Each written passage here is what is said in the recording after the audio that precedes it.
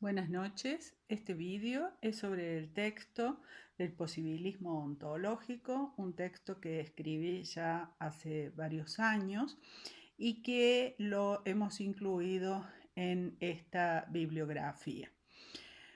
Nosotros ya tenemos un concepto que es el de ontología relacional. ¿Y qué significaba eso? Lo vamos a recordar un poquito, que era la prioridad de la relación sobre el individuo. Es decir, ¿qué estaba primero? La relación los individuos. En la ontología relacional poníamos la relación sobre el individuo. Una de las consecuencias que habíamos sacado de esta ontología relacional es que no hay esencias. ¿Qué quiere decir esto? Que si el individuo es un resultado de un proceso, entonces las propiedades dependen del proceso y no están dadas en el individuo, ¿sí? Desde un comienzo, sino que se van adquiriendo según sea ese proceso. Habíamos visto dos formas de concebir ese proceso, como un proceso conceptual, que es el caso de Cassirer, o como un proceso metafísico cuando hablábamos de la ontología como modalidad del ser. Ahora esas nociones van a estar de alguna forma presentes y vamos a llevar un poco al extremo esas nociones. Y vamos a trabajar esta idea del posibilismo ontológico. ¿En qué se basa esta nueva noción?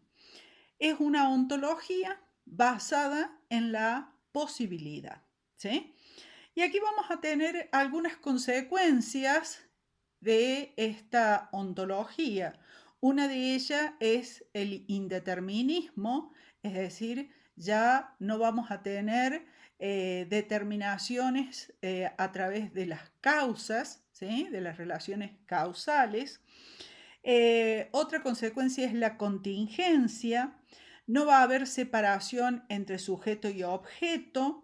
No se va a considerar nada como dado, ¿sí? Y una indiferencia epistémica. Como algunas consecuencias generales. Esta ontología es una ontología sin substancias, se acerca mucho a la ontología como modalidad del ser, que ya vimos en un vídeo anterior, y sin esencias, como decíamos recién, sin determinismos y sin verdades, ¿sí? Y a esta última idea me quiero referir ahora. Duchamp, que es en realidad quien ha inspirado este texto, él dice que el posible es únicamente un mordiente físico que quema cualquier estética o calística. Es decir, que el posible quema, digamos, cualquier concepción de lo bello, ¿no? Y nosotros vamos a decir que en realidad lo que quema es cualquier verdad que podamos considerar. Es decir, que cuando nosotros pasamos cualquier verdad por esta noción del posibilismo ontológico, entonces ya empiezan a no ser tan verdades, ¿no? En el texto tenemos una primera parte donde habla de distintos significados de lo que se entiende por posible, para después decir que ninguno de esos significados nos sirve, o sea, no pasa por allí lo que es el posibilismo ontológico y proponer después lo que sí se va a considerar que es el posibilismo ontológico. Hay un sentido, entonces vamos a hacer un rápido paseo por esos significados de posible que nosotros vamos a abandonar. Uno de esos sentidos es el sentido lógico, que lo toman autores como Kant. Kant, por ejemplo, va a considerar que posible, imposible, no van a ser categorías que se apliquen a objetos, sino que más bien refieren a juicios, ¿sí? O sea, que posible e imposible refieren a la facultad de conocer. Vamos a ver un ejemplo. Supongamos que decimos, es posible que mañana llueva. ¿sí? Esto tiene que ver porque estas categorías se derivan justamente de los juicios modales, ¿no? Entonces, nosotros decimos es posible que mañana llueva, ese es posible no se refiere a la lluvia, ¿sí? Sino que se refiere a mi grado de certeza, a mi grado de saber con respecto a qué va a pasar mañana con el clima, ¿sí? Entonces, ese es el sentido lógico.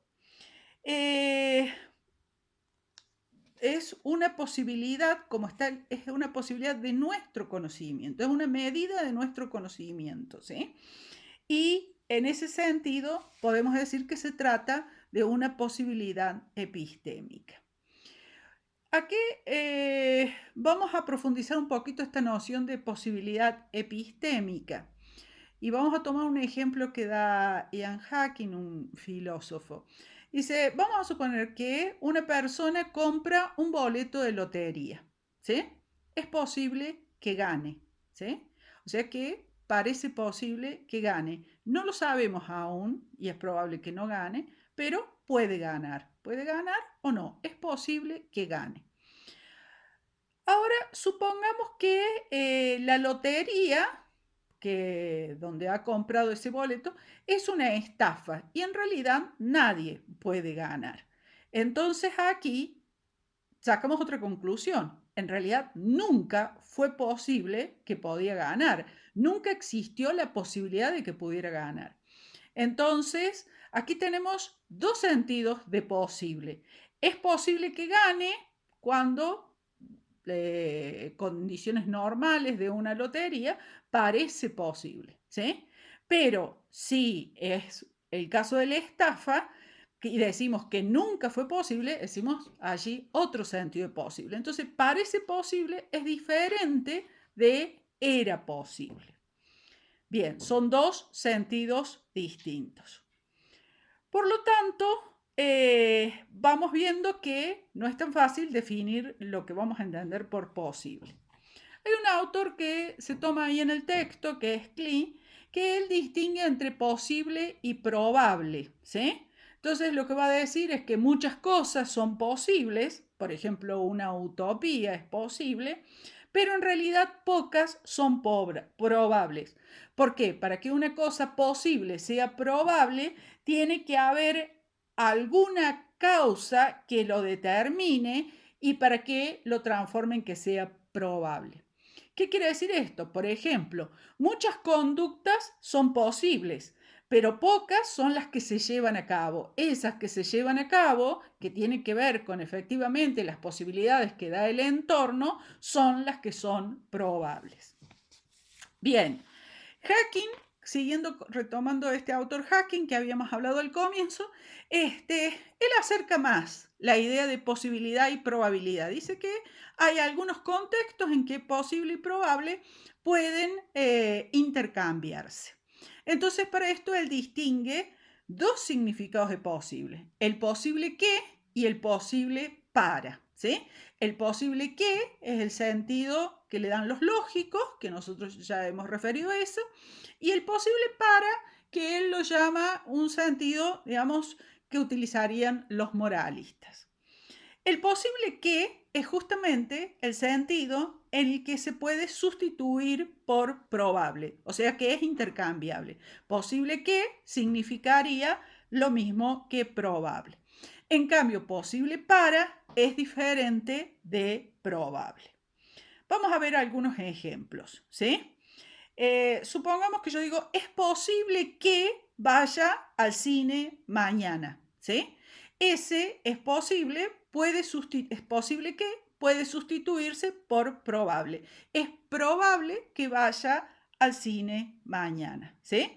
Es posible que gane la lotería, si la lotería es honesta, ¿no?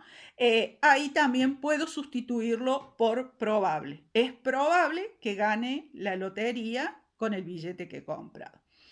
Entonces, este es posible que, o es probable, ¿qué significa? Lo que decíamos recién del significado lógico o epistémico. No estoy seguro si ganaré la lotería. No estoy segura si voy a ir al cine. No estoy seguro es una medida de mi saber o de mi ignorancia, ¿sí? Es posible que vaya al cine, no lo sé aún, ¿sí? O sea que en este sentido podemos hablar de un posible ganador, ¿sí? Es un probable ganador, un posible espía, es probable que tal persona sea una espía, un posible caso de coronavirus, ¿sí?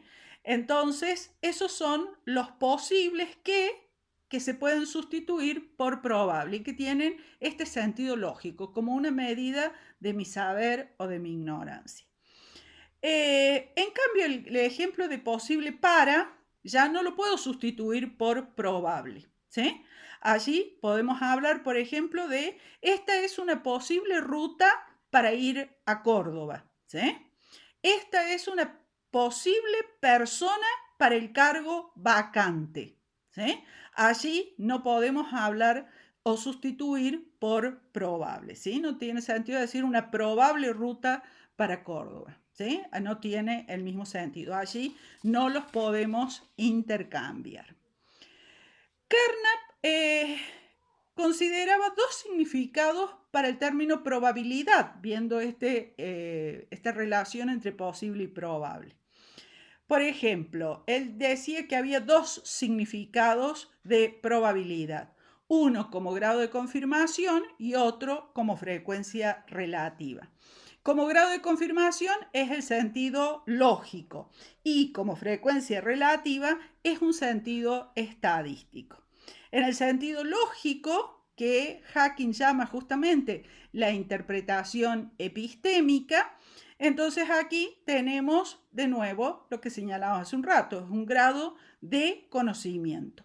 Este sentido lógico no se refiere a cosas, a objetos, sino a enunciados, ¿sí? Tiene que ver con propiedades de proposiciones. Por eso es el sentido epistémico. El sentido estadístico tiene que ver con una interpretación física, ¿sí? Es un enunciado empírico y que nos dice algo de la naturaleza. Frecuencia con la que se da un terremoto, frecuencia con la que se da casos de coronavirus, etcétera, ¿sí? Son datos, digamos, de acontecimientos que suceden en la naturaleza. ¿Sí? De fenómenos que suceden en la naturaleza.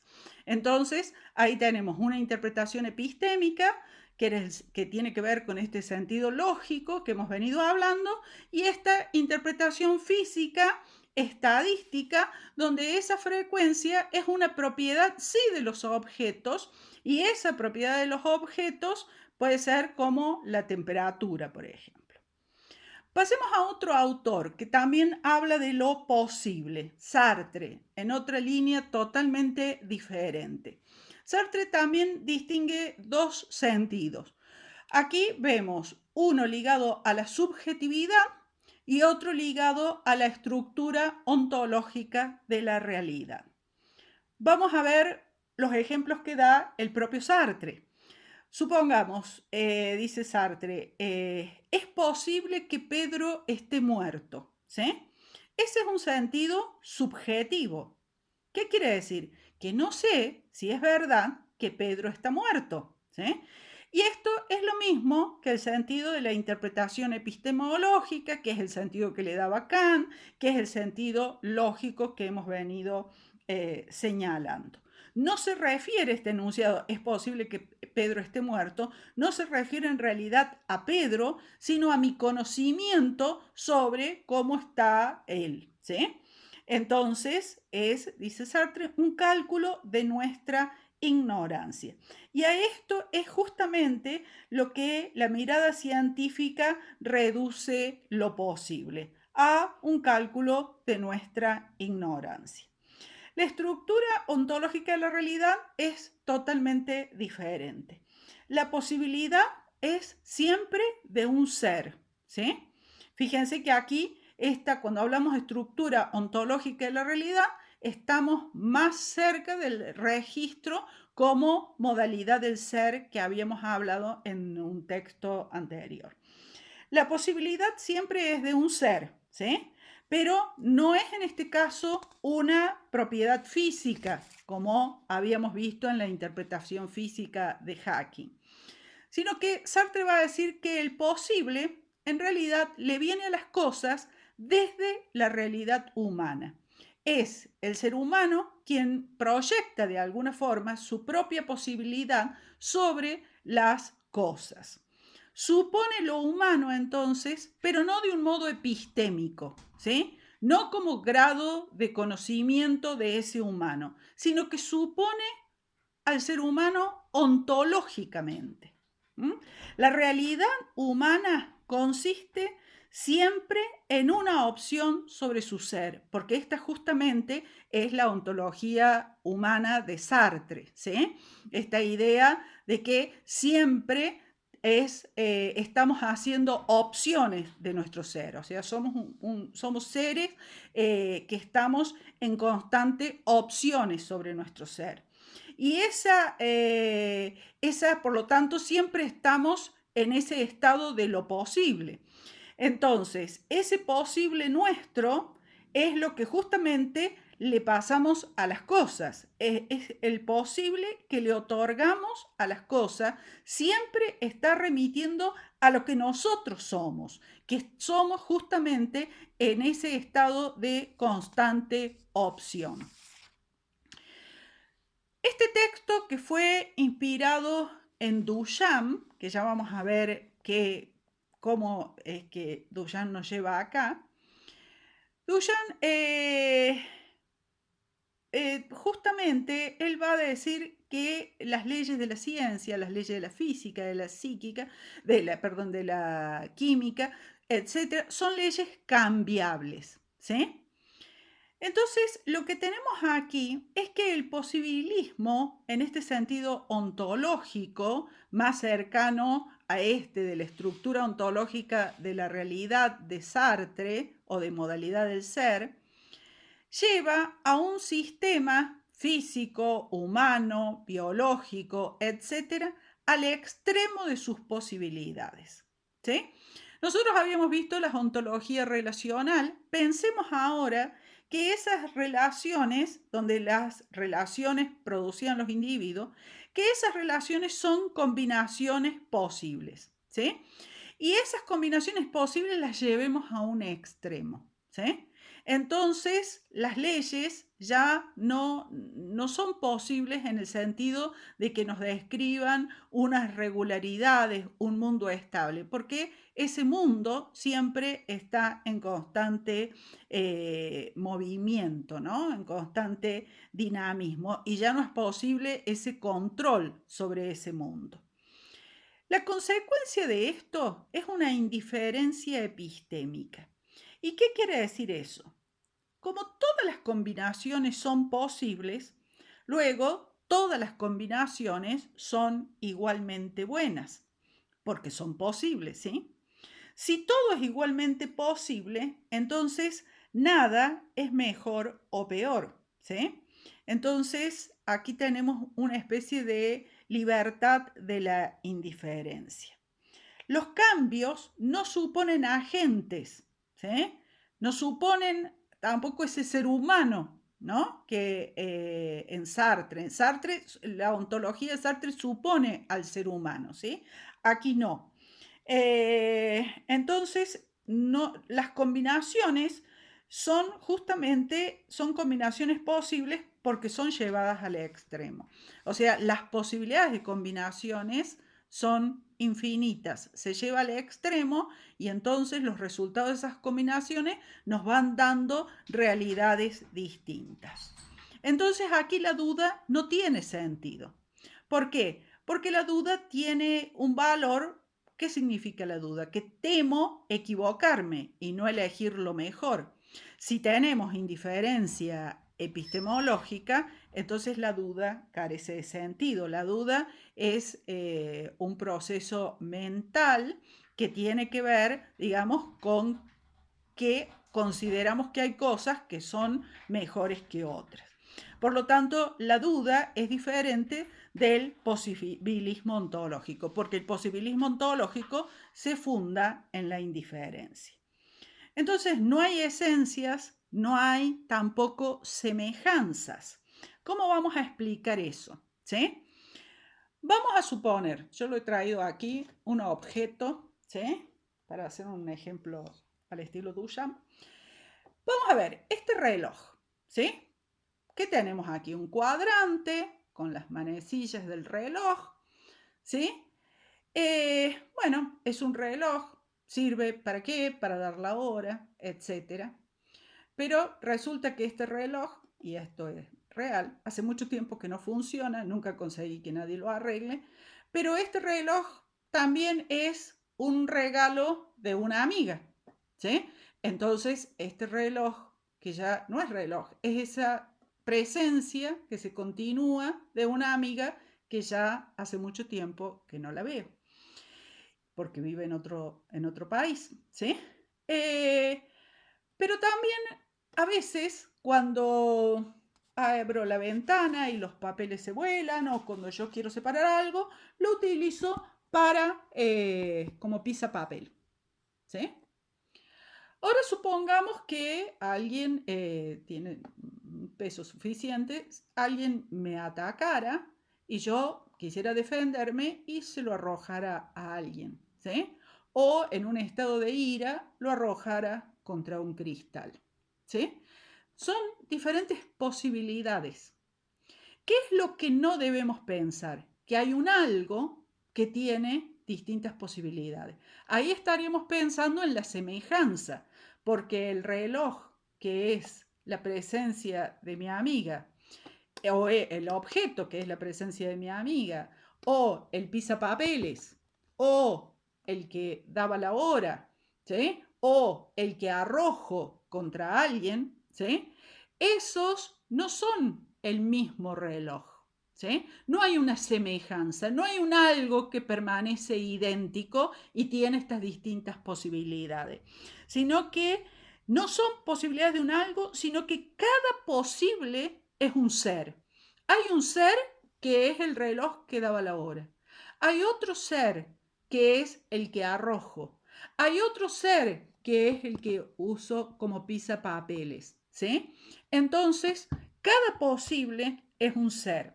Para que el objeto sea estos distintos posibles, se requiere de un vaciamiento de significados, ¿sí? Entonces, cuando el vaciamiento es total, cuando no hay, esto no tiene en sí mismo un significado, ¿sí? Cuando ese vaciamiento, ese vacío de significado es total, entonces todo es posible. Porque para que yo pueda usarlo de papeles y pueda tener ese ser, es necesario que yo lo vacíe de los significados que tenía anteriormente. Entonces, todos los significados son suprimidos. ¿Y en qué lo vemos en Duchamp? En Duchamp lo vemos en el momento, en el gesto de Duchamp, cuando en una exposición él se va para una ferretería y compra un mingitorio, le pone un nombre y dice esto es arte y lo expone como obra de arte. De ahí sale esta idea de los ready-made. Por favor, en el texto está sistemáticamente mal escrito. Ready-made como ya hecho, made como hecho, ¿sí? Made en Argentina, ¿sí? Ese es el término en inglés. Lo ya hecho, ¿sí? ¿Qué es los ready-made? Es un objeto que ya está hecho, que ya está manufacturado y que el artista lo eleva a la categoría de obra de arte, que es lo que hizo una de las tantas veces, pero fue la que más famosa se hizo, cuando Duchamp toma el mingitorio y dice, esto es una obra de arte. O sea, no es que lo intervino o le hizo algo, lo puso tal cual. Entonces, para que eso pase a ser una obra de arte, es necesario esta supresión de todos los significados. Entonces, aquí vemos que es el ser como posibilidad. ¿Sí? No tiene nada que ver ni con nuestro conocimiento, no tiene, es una posibilidad del ser. En el caso de Sartre, esa posibilidad del ser aludía a una falta de ser, ¿sí? Entonces, cuando el ser humano proyecta su posible en las nubes que se van a transformar en lluvia, es posible que llueva, entonces a esas nubes aún le falta ese ser, ¿sí? Le falta ser lluvia. Y el ser humano lo lleva esas nubes a trascender hacia la lluvia. Pero ese es el caso de Sartre, no es el caso del posibilismo ontológico que estamos aquí exponiendo. ¿Por qué? Porque en realidad no se trata de una falta de ser. El ser es inagotable y siempre está siendo, ¿sí? Aquí justamente es la idea de salir del es para pasar al siendo. Hay una frase de Octavio Paz que a mí me gusta mucho porque la relaciono mucho con el posibilismo ontológico y que dice, la fijeza siempre es momentánea. ¿Sí? ¿Qué quiere decir? Que hay momentos de fijeza, por ejemplo, cuando fue reloj, ¿sí? Entonces, pero eso fue un momento, ¿no? No fue siempre reloj, no es siempre reloj. Hoy ya no es reloj, porque ni siquiera funciona, ¿sí? Hoy es pisapapel, ¿sí? Hoy es el recuerdo de una amiga, ¿sí? Y a lo mejor mañana es algo que arrojo, un arma, ¿sí?